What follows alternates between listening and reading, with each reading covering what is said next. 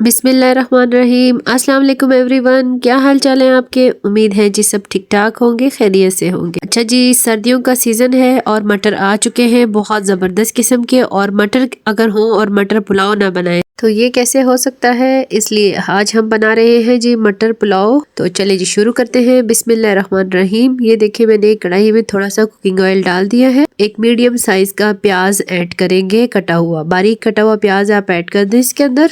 अच्छा जी, हमने प्याज को जो है वो बहुत ज़्यादा गोल्डन नहीं करना, लाइट गोल्डन होने तक हमने इसको जो है वो फ्राई करना है। अगर आप चावलों का कलर तेज़ ब्राउन चाहते हैं तो फिर आप प्याज को ज़्यादा फ्राई कर लें, वरना अगर पुलाव का जो खूबसूरत सा कलर अगर गोल्डन सा आए तो फिर उसके लिए प्याज का कलर बहुत ज़्यादा लाइट होना चाहिए, ज़्यादा इसको आपने डार्क नहीं करना।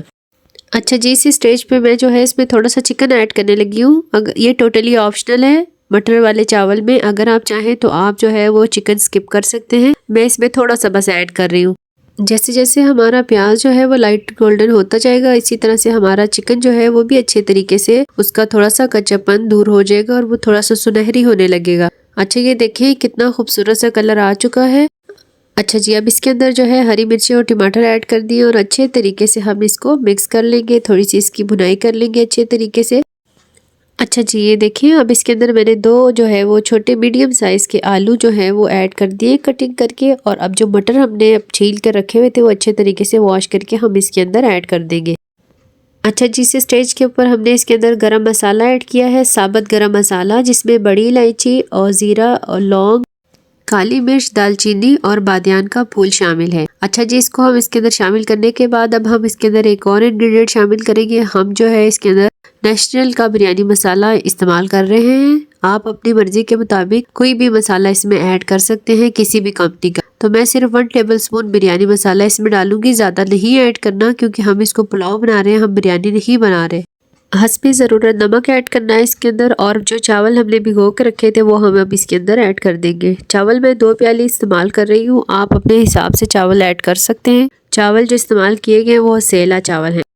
3 गिलास पानी डालकर हम इसको जो है वो मीडियम फ्लेम पे पकने देंगे ढक्कन लगाकर, और तकरीबन इसको 15 से 20 मिनट तक पकने देंगे। उसके बाद हम इसको चेक करेंगे।